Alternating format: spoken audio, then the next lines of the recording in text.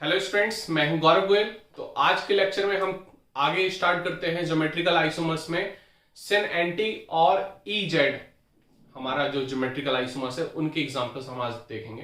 पिछले लेक्चर में हमने कवर किया था कि हमारे सिस ट्रांस कितने टाइप्स के हमारे बन सकते हैं। अलग अलग कंपाउंड्स में हमने देखे थे किस किस तरीके से हम सिस ट्रांस देख सकते हैं। रिंग में हमेशा ध्यान रखना कि कार्बन कार्बन जो है वो पास पास होना चाहिए, और अगर हम उसमें सिंपल चेन में देखते हैं तो वो डबल बॉन्ड के अराउंड कार्बन में देखते हैं। तो अगर कार्बन कार्बन के बीच में डबल बॉन्ड है तो अगर सेम साइड आ गए, ऊपर ऊपर आ गए, अगर same group, that is called cis, और अपोजिट साइड आ गए दैट इज कॉल्ड ट्रांस। तो इस तरीके से आपको चीजें देखनी है। तो पिछले लेक्चर में हमने काफी कुछ ज्योमेट्रिकल आइसोमर्स के बारे में हमने देख लिया था। ज्योमेट्रिकल आइसोमर्स की डेफिनेशन हमने कवर कर ली थी कि ज्योमेट्रिकल आइसोमर्स बेसिकली होता क्या है। एक टाइप का स्टीरियो आइसोमर्स होता है जिसमें हम रिस्ट्रिक्टेड रोटेशंस के वजह से हम अलग अलग आइसोमर्स को देख सकते हैं, और वो आइसोमर्स कहलाते हैं हमारे ज्योमेट्रिकल आइसोमर्स। तो अब हम आगे बढ़ते हैं कि हमारा सिन एंटी या ई जेड हमारा किस टाइप का होता। अगर हम बात करें ई एंड जेड आइसोमर्स के बारे में, तो ई जेड आइसोमर्स जो है, ई और जेड का पहले मतलब देखते हैं। ई का मतलब होता है एंटागन। क्या होता है? एंटागन। एंड जूजमन क्या होता है? जूजमन। क्लियर? तो अब यहां पर देखो, हम इसको मीनिंग निकालते हैं एंटागन की। एंटागन का मतलब समझ लो सिंपल एंटी। समझ में आ रही बात की? अपोजिट मतलब ट्रांस। ठीक है, तो एंटा मतलब एंटी से, जूजामन मतलब सेम। ठीक है, तो सेम साइड जो आने वाली है। तो इन दोनों की मीनिंग से हम समझ सकते हैं। अब यहां पर एग्जांपल्स देखते हैं। कुछ एग्जांपल्स के थ्रू हमें चीजें समझनी है। जैसे हमने ले लिया यहाँ पर Cl, और यहाँ पर ले लिया H, और यहाँ पर हमने ले लिया Br, और यहाँ पर हमने फ्लोरीन। अब यहाँ पर चारों जो ग्रुप है वो अलग अलग है। चारों ग्रुप जो है वो अलग अलग है। हम अब कैसे पहचाने? यहां पर काम करता है EZ, और इसी चीज को हम EZ बोल देते हैं। होता ये सिस ट्रांस ही है, होता ये सिन एंटी है। देखो सिंपल सी बात है। सिन, सिन का मतलब होता है सिस, सिस, और इसको हम सिंपल जूजामन भी बोल देते हैं। क्या बोलते हैं? जूजामन। क्लियर? जूजामन। अब इसमें देखो थोड़ा सा स्पेलिंग देख लेना। अब एंटी का मतलब, एंटी का मतलब क्या हो गया? ट्रांस, ट्रांस, या फिर एंटागन मतलब ई आइसोमर्स। तो यहां पर देखो, अगर हम इन दोनों की बात करें तो फर्स्ट प्रायोरिटी इसको देंगे। ठीक है, क्योंकि क्लोरीन हमारा थोड़ा एटॉमिक मास के हिसाब से ज्यादा है। इसकी सेकंड प्रायोरिटी, यहां पे इसकी फर्स्ट प्रायोरिटी, इसकी सेकंड प्रायोरिटी। अगर फर्स्ट प्रायोरिटी हमारी सेम साइड आ गई तो इसको बोल देते हैं जूजामन मतलब जेड आइसोमर्स। क्लियर? इसको क्या बोल देंगे? Z isomer. यहीं पर अगर इसका दूसरा आइसोमर बना है तो यहां पर ये क्लोरीन, यहां पर ये हाइड्रोजन, यहां पर ये फ्लोरीन आ गया, और यहां पर ये Br आ गया। प्रायोरिटी इसकी फर्स्ट थी, और इन दोनों में इसकी फर्स्ट है, इसकी सेकंड है, और इसकी सेकंड है। अब जब फर्स्ट प्रायोरिटी जो है वो अपोजिट साइड आ रही, मतलब यहां पर स्टेरिक की बात कर रहे हैं, तो फर्स्ट है मतलब इसका एटॉमिक साइज ज्यादा है। अगर एटॉमिक साइज दोनों तरफ ये बड़े बड़े हो गए तो यहां पर स्टेरिक क्रिएट होगा, रिस्ट्रिक्टेड रोटेशन होगा, और इसकी वजह से ही हमारा ज्योमेट्रिकल आइसोमर्स होता है। इसीलिए इसको एंटागन और इसको जूजामन बोल देते हैं। ये हमारा क्या हो गया? एंटागन हो गया, क्योंकि ये अपोजिट में आ गया। तो ये ई आइसोमर हो गया। क्या हो गया? ये ई आइसोमर। इतनी बात आपको समझ में आई?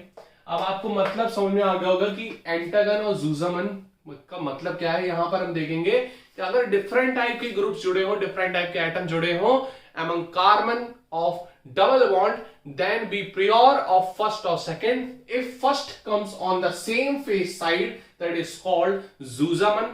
If it comes in opposite side at 180 approx, so it is called antagon. ठीक है, एंटागन।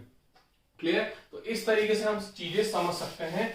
अब देखो यहां पर और भी एग्जाम्पल अगर आपको देखने हैं तो एक एग्जाम्पल हम और देखते हैं। ये आपके बेसिकली सिलेबस में है नहीं, लेकिन अगर क्वेश्चन आ गया, क्योंकि कभी कभी कुछ क्वेश्चन हमारे अलग दे दिए जाते हैं। ठीक है, तो CH3 हो गया। क्लियर? और यहां पर हम बात कर लें किसकी? हम बात कर लें फ्लोरीन की। ठीक है, तो अब देखो फ्लोरीन का जो साइज, अगर हम मास की बात करें, ठीक है, या ब्रोमीन ले लो। क्या ले लो? ब्रोमीन ले लो। ठीक है, तो यहां पे इसकी फर्स्ट प्रायोरिटी होगी, इसकी सेकंड प्रायोरिटी होगी, इसकी फर्स्ट प्रायोरिटी, इसकी second priority. First priority opposite side तो हमारे हो गया एंटागन हो गया, ई आइसोमर हो गया। यही चीज अगर हम इसकी बात कर ले, यहां पर हमारा CH3, सॉरी OH है, ये है ना OH, यहां पर H, यहां पर Br आ गया, और यहां पर ये CH3 आ गया, यहां पर इसकी फर्स्ट प्रायोरिटी थी, इसकी सेकंड थी, इसकी फर्स्ट थी, इसकी सेकंड थी, और first priority same side, that is called zusammen, मतलब Z आइसोमर्स। क्लियर हो गई बात कि नहीं? फटाफट आप नोट कर सकते हो, ठीक है। अब हम देखेंगे सिन एंटी। सिन एंटी आइसोमर्स हमारे क्या होते हैं? क्लियर? सिन एंटी आइसोमर्स में हम देखेंगे सिन एंटी आइसोमर्स हम कैसे पता करेंगे। हमने सिन का मतलब आपको बताया था कि इसका मतलब होता है सिस, ठीक है। तो सिंपल इसको अलग अलग फॉर्म में इसलिए दे दिए गए क्योंकि अलग अलग कंपाउंड को हम देखते हैं, ठीक है, अलग अलग नेचर हम देख रहे हैं। अगर हम बात करें यहाँ पर कार्बन और नाइट्रोजन के अराउंड, कार्बन और नाइट्रोजन के अराउंड, या नाइट्रोजन नाइट्रोजन के अराउंड, तो यहां पर हम बात कर लेते हैं सिन एंटी की। बस ये देखो, कार्बन कार्बन में हम सिस ट्रांस देखते हैं, कार्बन नाइट्रोजन आ गया है, नाइट्रोजन नाइट्रोजन आ गया, तो इसके अराउंड हम देख लेते हैं किसको? सिन एंटी को। क्लियर? अब यहां पर हम बात करेंगे नाइट्रोजन का, ये लोन पेयर है, यहां पर हमने फिनाइल रिंग ले ली। फिनाइल का मतलब समझ रहे हो? एक बेंजीन से, मतलब C6H5 होता है, बेंजीन से हाइड्रोजन निकाल दो, ठीक है, इसको फिनाइल बोलते हैं। यहां पर ये फिनाइल हो गया, ठीक है, और यहां पर जैसे हमने हाइड्रोजन हो गया, ठीक है। अब देखो यहां पर सिंपल की बात, सिंपल से देखते हैं, ये हमारा, ठीक है, यहां पर ये हमारा क्या हो गया? लोन पेयर है, यहां पर ये फिनाइल है, और यहां पर ये फिनाइल है, और यहां पर ये हाइड्रोजन है। अब ये फिनाइल रिंग जो है वो सेम साइड हो गई, ठीक है, तो ये क्या हो गया? सिन हो गया, सिन आइसोमर। और ये अपोजिट साइड होगी तो इसको बोलते हैं एंटी आइसोमर। और anti is more stable than syn, क्योंकि एंटी ये बड़ी बड़ी बेंजीन रिंग है, और ये हमारी जब अपोजिट में आ जाएंगी तो हमारी क्या हो जाएगी? ये ट्रांस हो जाएंगी, मतलब एंटी हो जाएगी, और सेम साइड आ गई तो that is called syn. Clear? इतनी सी बात आपको समझ में आ गई होगी बहुत इजी तरीके से। क्लियर? फटाफट आप नोट कर सकते हो। यही चीज अब देखना, यही चीज अगर मैंने नाइट्रोजन के अराउंड कर दी, नाइट्रोजन के अराउंड ऐसे, नाइट्रोजन के अराउंड कर दी, तो भी सेम रहेगा, है ना, तो भी सेम रहेगा। तो ये हमारा एंटी हो गया, ये सिन हो गया, तो दोनों के अराउंड हम देख सकते हैं सिन और एंटी में। क्लियर हो गई बात करनी? तो फटाफट आप नोट कर सकते हो। तो ये हमारे थे सारे के सारे हमारे क्या? Geometrical isomers. तो EZ isomers, cis trans isomer और सिन एंटी आइसोमर्स, ठीक है। अब हम ऑप्टिकल आइसोमर्स जो है अपने सिलेबस में है नहीं, इसको हम देखेंगे आखिरी में। तो पहले हम देखते हैं इसके बाद कन्फर्मेशनल आइसोमर्स। फटाफट इसको नोट करो, फिर हम कन्फर्म, यहां पर हम देखेंगे अब कन्फर्मेशनल आइसोमर्स। कन्फर्मेशनल आइसोमर्स जो होते हैं, मैंने आपको बताया कि कार्बन कार्बन के बीच में यहां पर सिंगल बॉन्ड होगा, और यहां पर जब हम एक कार्बन रोटेट कर दिएंगे, एक कार्बन हम फिक्स रखेंगे, तो ये रोटेशंस की वजह से अलग अलग अरेंजमेंट हमको मिलेंगे। दैट इज कॉल्ड, जो बनाएंगे, जो अरेंजमेंट कहलाते हैं, दैट इज कॉल्ड कन्फर्मर्स। उसको हम बोलते हैं क्या? कन्फर्मर्स। और हम रोटेशन करके बना रहे हैं तो इसको हम दूसरा नाम रोटामर्स भी बोलते हैं। क्या बोलते हैं? रोटामर्स। बस एक कार्बन आपको अलग अलग मोड़ना है, ठीक है। अगर हम सिंपल सी बात कर लें कि ये हमारा कार्बन है और ये कार्बन है, ठीक है, ये हमारा हाइड्रोजन है, ये हाइड्रोजन है, और ये हाइड्रोजन है इसका, ठीक है। तो यहां पर ये कार्बन इसको रोटेट करते जाएंगे, ये कार्बन को फिक्स रखेंगे, तो अलग अलग जो अरेंजमेंट हमें दिखेंगे, दैट इज कॉल्ड कन्फर्मर्स। और इस आइसोमर्स जो अलग अलग बनेंगे, that is called conformational isomers. क्या बोलते हैं? Conformational isomers. यहां पर देखो इसकी डेफिनेशन क्या लिख सकते हो? Isomers formed by carbon carbon single bond rotations, it will gives different type of spatial arrangement which is called conformers, ठीक है, या फिर रोटामर्स और रोटामर्स। इस तरीके से हम चीजें यहां पर देखेंगे, और ये इस टाइप का अरेंजमेंट आप बना सकते हो कि इस तरीके से हमें चीजें देखनी है। अब यहां पर जो प्रोजेक्शन है कि हम किस तरीके से इन ये रोटेशन को हम प्रोजेक्ट करें, तो दो टाइप के यहां पर हमें प्रोजेक्शन से देखना होगा अपने सिलेबस में। तो इसको पहले नोट करो, फिर हम प्रोजेक्शन पे जाते हैं कि प्रोजेक्शन पे जाते हैं, फिर हम प्रोजेक्शंस के थ्रू हम देखेंगे कितने टाइप के हमारे कन्फर्मेशनल आइसोमर्स बनते हैं। क्योंकि यहां पे प्रोजेक्शन जरूरी होता है कि हम प्रोजेक्ट कैसे करें किसी चीज को। अगर हम कन्फर्मेशनल आइसोमर्स बना रहे हैं तो प्रोजेक्शन कैसे करें, उसको कैसे दिखाएं। तो दो टाइप के प्रोजेक्शंस होते हैं जिसके बेसिस पे हम दिखा सकते हैं। अगर हम बात करें प्रोजेक्शंस, तो प्रोजेक्शंस जो हमारे होते हैं वो दो टाइप के होते हैं, हमें जो अपने सिलेबस में बेसिकली देखना है। तो पहला है हमारा न्यूमैन प्रोजेक्शन, ठीक है, न्यूमैन प्रोजेक्शन की हमें न्यूमैन प्रोजेक्शन ने दिखाया था अपने तरीके से। और दूसरा है सॉहॉर्स प्रोजेक्शन। दूसरा क्या है? सॉहॉर्स प्रोजेक्शन। और दोनों जो हमने अभी आपको प्रोजेक्शन दिखाया वो आप देख सकते हो कि वो कौन सा प्रोजेक्शन है इन दोनों में से। न्यूमैन प्रोजेक्शन बेसिकली क्या बताता है, यहां पर देखो जरा, न्यूमैन प्रोजेक्शन में जो ये डॉट है, डॉट बताता है आगे वाले कार्बन को, डॉट इंडिकेटेड फ्रंट कार्बन, ठीक है, फ्रंट कार्बन को बताता है, ठीक है। और अगर हम सर्किल की बात करें तो सर्किल इंडिकेटेड बैक कार्बन, ठीक है, बैक कार्बन को बताता है। क्लियर बात कि नहीं? तो यहां पर देख सकते हो, तो यहां पर अगर हम सर्किल से इंडिकेट करें तो ये बैक कार्बन हो गया। क्लियर? अब यहां पर ये कार्बन है हमारा, ठीक है, ये क्या है, कार्बन। तो यहां पर ये हाइड्रोजन जुड़ा हुआ है, ये हाइड्रोजन जुड़ा हुआ है और ये हाइड्रोजन जुड़ा हुआ है, इस तरीके से। क्लियर? यहां पर बैक कार्बन में यहां पर हाइड्रोजन जुड़ा हुआ है। क्लियर? समझ में आ रही बात कि नहीं? यहां पर हाइड्रोजन जुड़ा हुआ है और यहां पर हाइड्रोजन ये जुड़ा हुआ है। और यहां पर ये देखना है, ये तो आपको अलग अलग मैंने हाइड्रोजन दिखा दिए, ये जस्ट इस हाइड्रोजन के पीछे, ब्लू वाले हाइड्रोजन के पीछे, जस्ट पीछे व्हाइट हाइड्रोजन है ना। एक ही हाइड्रोजन है लेकिन हमने अलग अलग कलर से चौक से बता दिया ताकि आपको क्लियर हो सके। तो जस्ट एक के पीछे एक है, एक के पीछे एक है ना, एक के पीछे एक। क्लियर? तो जब एक के पीछे एक है, इसको क्या बोलते हैं, इसने इसको छुपा लिया, ये तो हम दिखा रहे हैं अभी, लेकिन ये छुपा हुआ है, पीछे वाला मैं देख नहीं सकता। क्यों? क्योंकि ये इक्लिप्स्ड हो चुका। तो इस जो प्रोजेक्शन है इसको तो हम न्यूमैन प्रोजेक्शन बोल देंगे, लेकिन ये आइसोमर बना है, ये जो आइसोमर बना है इसको बोल देते हैं इक्लिप्स्ड आइसोमर। क्या बोल देते हैं? इक्लिप्स्ड आइसोमर, जो कि न्यूमैन ने अपने प्रोजेक्शन से दिखाया है। इसको इक्लिप्स्ड मतलब एक के पीछे एक, ग्रहण लग गया इस हाइड्रोजन के पीछे वाला हाइड्रोजन, इसको हम दिखा रहे हैं ताकि आपको शो हो जाए। इसी तरीके से अगर इसको हम घुमा दें 60 डिग्री पे, आगे वाले कार्बन को हम घुमाएंगे, पीछे वाला कार्बन हमारा एज इट इज रहेगा। तो पीछे वाला कार्बन हमारा एज इट इज रहा, हाइड्रोजन यहीं था पीछे वाले का तो यहीं लिख दिया, और यहां था तो यहां लिख दिया इस हाइड्रोजन को, और यहां था इसका तो ये हाइड्रोजन यहां पर लिख दिया। क्लियर? अब जो पीछे वाला जो आगे वाला कार्बन है इसको हमने पकड़ के घुमा दिया कितना, 60 डिग्री। तो ये रोटेट हो गया 60, इसको घुमा दो जरा, तो ये हाइड्रोजन यहां आ गया, क्योंकि पूरा तो 120 है तो इसके बीच में आ जाएगा। यहां पर ये हमारा ये वाला यहां आ गया, तो ये यहां आ गया, ये वाला हाइड्रोजन यहां आ जाएगा बीच में, तो ये हमारा पूरा है ना यहां से जुड़ा हुआ। ठीक है? तो यहां पर ये हाइड्रोजन आ गया। क्लियर? समझ में आ रही बात कि नहीं? तो ये कार्बन से ये हाइड्रोजन जुड़ा हुआ है। ठीक है? तो ये 60 हो गया। ये आपस में जो आइसोमर बनाया है, ये तो है तो न्यूमैन प्रोजेक्शन ही है, तो न्यूमैन प्रोजेक्शन ही, लेकिन न्यूमैन प्रोजेक्शन से जो आइसोमर बना है इसको बोलते हैं स्टैगर्ड आइसोमर।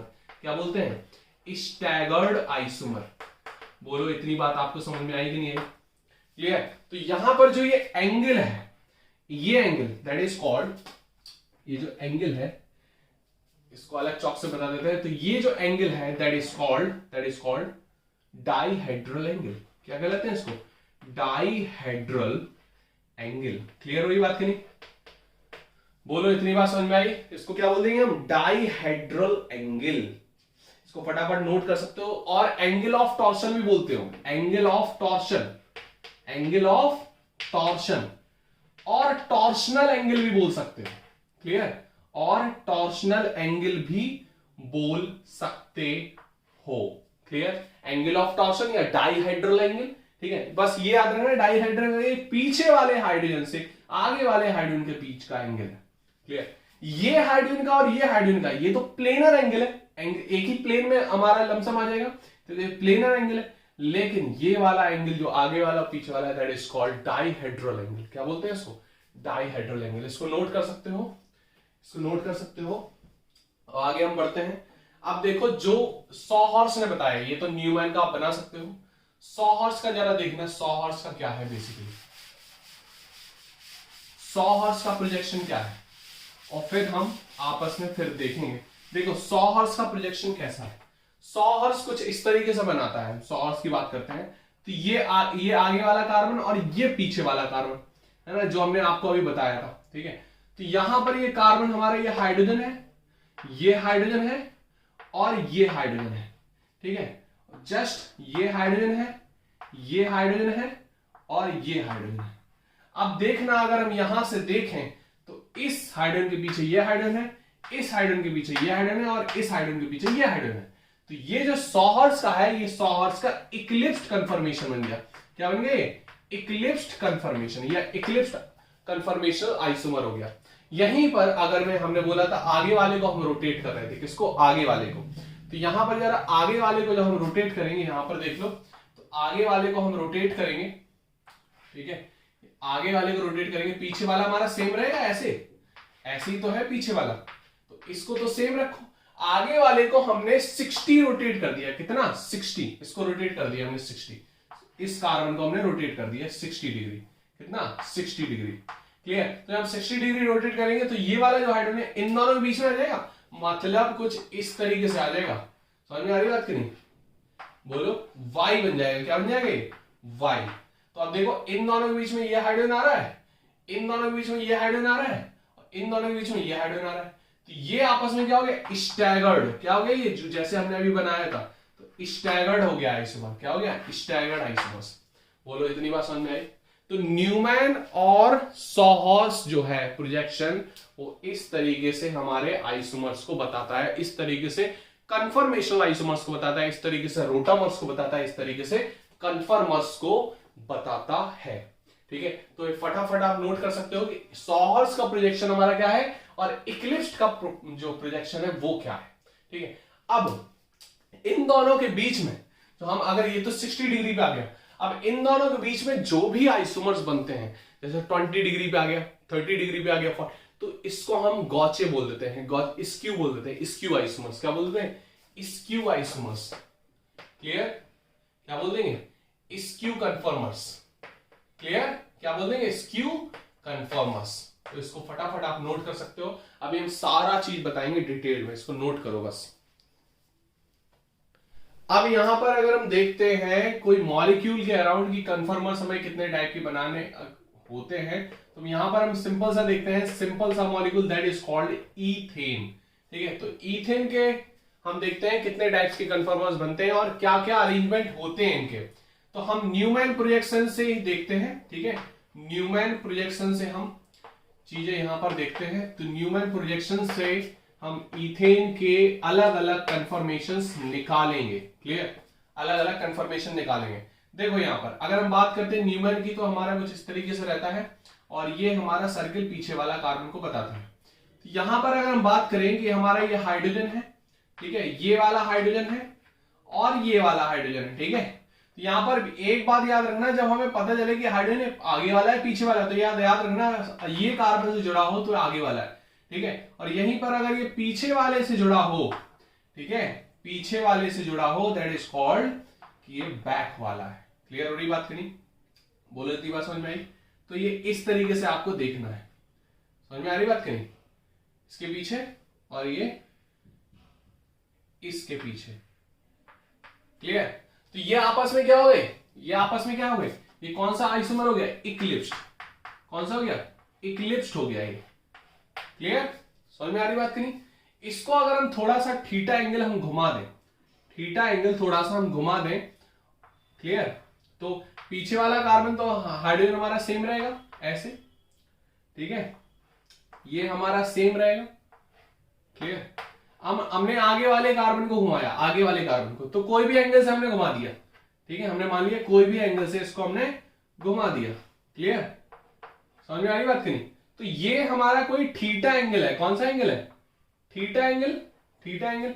अगर थीटा एंगल पे है हमारा, थीटा डाइहेड्रल एंगल है, यहां पर देखो थीटा एंगल कितना हमारा 0 डिग्री, ठीक है, जो डाइहेड्रल एंगल है, क्लियर, डाइहेड्रल एंगल जो है वो हमारा क्या है, बोलो 0, और डाइहेड्रल एंगल जो है वो हमारा थीटा है, डाइहेड्रल एंगल क्या है थीटा, क्लियर, यहां पर थीटा है। अब डाइहेड्रल एंगल हमारा कितना है 60 डिग्री हमने ले लिया, क्या ले लिया 60 डिग्री। तो ये तो हमारा सेम है, हाइड्रोजन हमारा ये सेम, हाइड्रोजन हमारा ये सेम, और ये हाइड्रोजन हमारा सेम, बोलो इतनी बात समझ में आ रही, ठीक है। लेकिन ये हमारा 60 पे हो गया बिल्कुल एग्जैक्ट, क्लियर, इन दोनों के बीच का। अब जब ये डाइहेड्रल एंगल जो है, ये जो थीटा है दैट इज 60 डिग्री, कितना आ गया 60 डिग्री, क्लियर। तो इसको हमने क्या बोल दिया, इसको क्या बोलेंगे हम स्टैगर्ड, हमने जो कि देखा था स्टैगर्ड। लेकिन अगर 0 डिग्री और 60 डिग्री के कोई भी बीच का जो अरेंजमेंट आ रहा है थीटा, इसको हमने क्या बताया था लास्ट में, स्क्यू आइसोमर्स। क्या बोलते हैं? Skew isomers. अब हम इन दोनों की स्टेबिलिटी की बात करते हैं। इन तीनों आइसोमर्स में स्टेबल आइसोमर्स कौन सा है? Stable conformers. कौन सा है स्टेबल कन्फर्मर्स? तो स्टेबल कन्फर्मर्स की बात करें यहां पर, ये पहला हो गया हमारा इक्लिप्स, ये दूसरा हो गया स्क्यू, और तीसरा हो गया ये हमारा स्टैगर्ड। तो सबसे ज्यादा जो स्टेबल है, क्योंकि ये दूर दूर है, यहां स्टेरिक कम है, तो सबसे ज्यादा जो होगा वो स्टैगर्ड स्टेबल होगा। कौन सा? स्टैगर्ड। फिर इसके बाद स्क्यू होगा। कौन सा? स्क्यू। क्लियर? फिर इसके बाद इक्लिप्स होगा, क्योंकि इक्लिप्स में यहां पर रिपल्शंस क्रिएट हो सकता है, यहां रिस्ट्रिक्टेड थोड़ा सा हिंड्रेंस हो सकता है। तो स्क्यू के बाद हमारा क्या हो गया? इक्लिप्स। क्लियर हो रही बात की नहीं?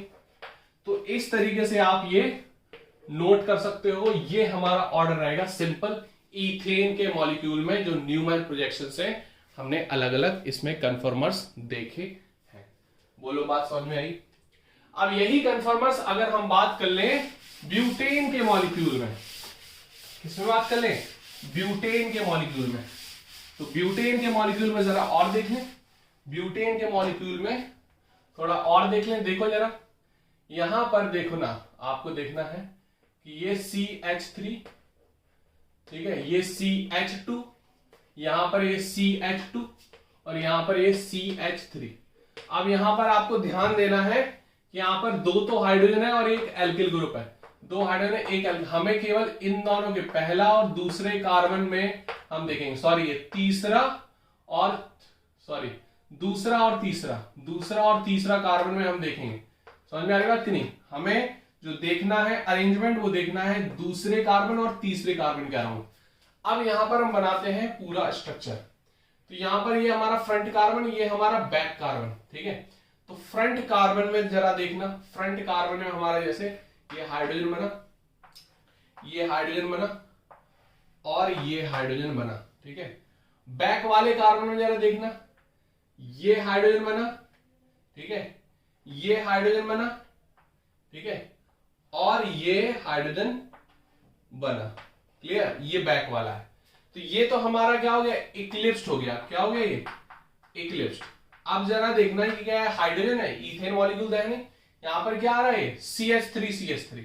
तो यहां पर हमने ले लिया CH3 ले लिया। तो ये तो हमारा CH3 था, और यहां पर ये हमारा क्या है? CH3 है ना। तभी तो दो कार्बन ये है, एक ये और दो कार्बन ये, तो तभी तो ब्यूटेन का बना।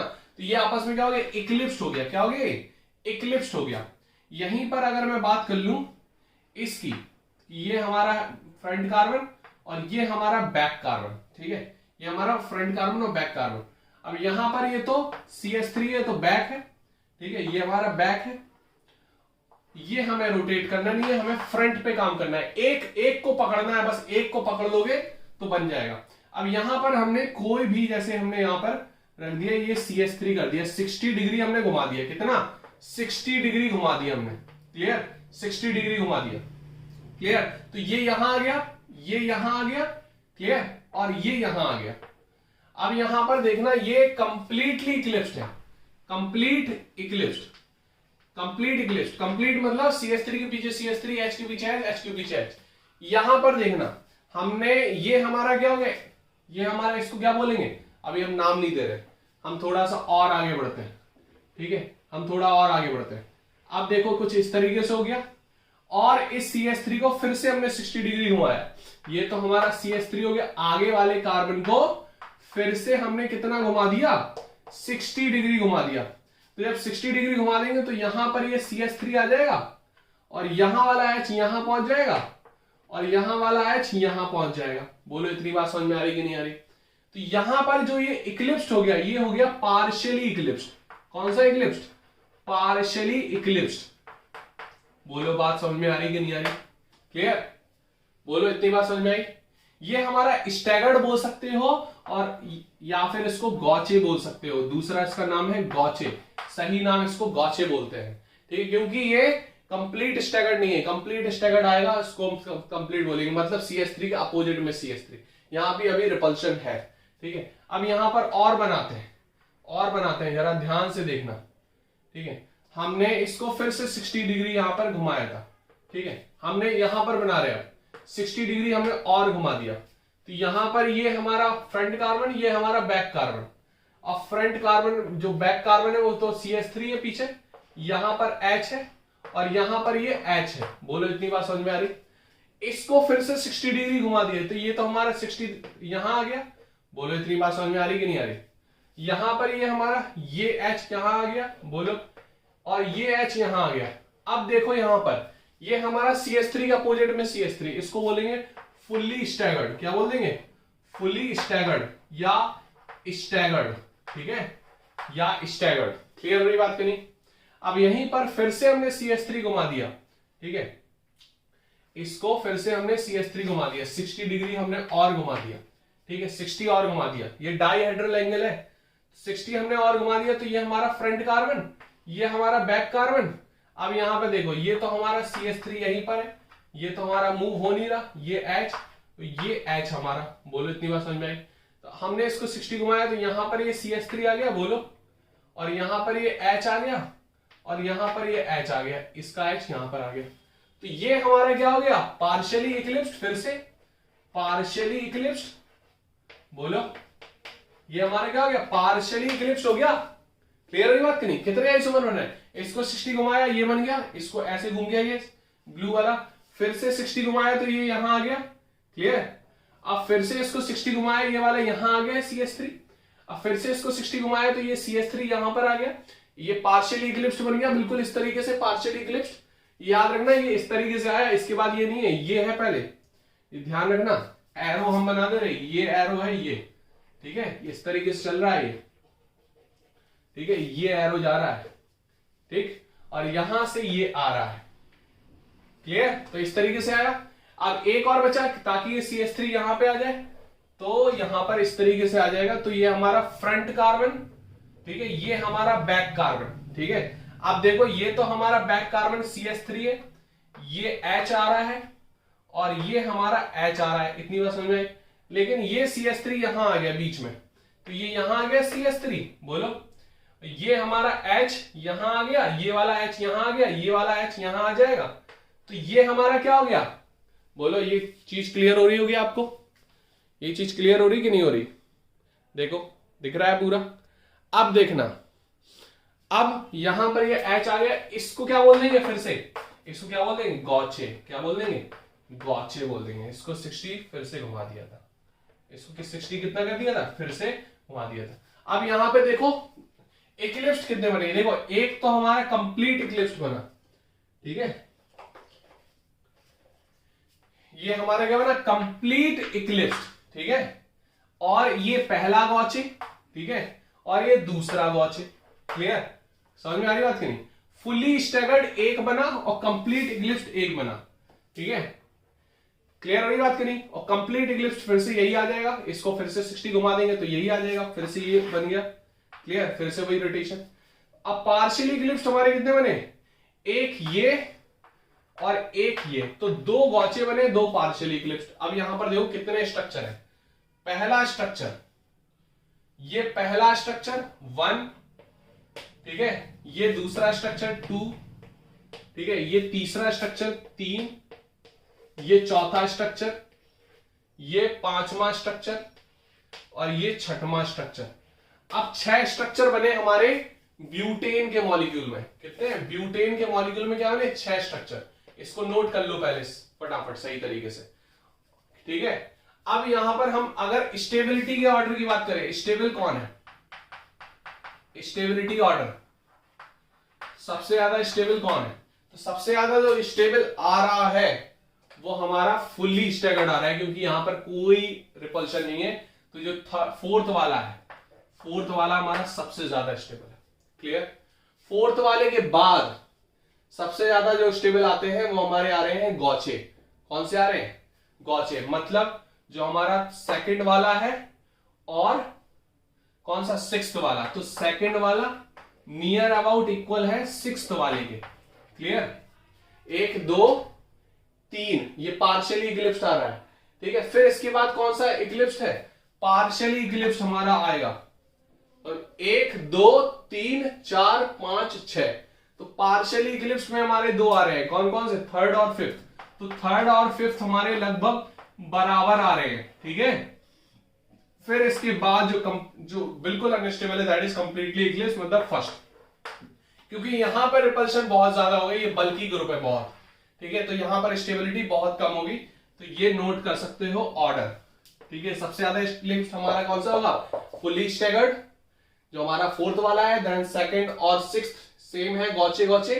फिर हमारा थर्ड और फिफ्थ, थर्ड और फिफ्थ मतलब हमारा पार्शियली इक्लिप्स्ड, थर्ड और फिफ्थ ये दोनों, ठीक है। और फिर हमारा फर्स्ट इज वेरी अनस्टेबल।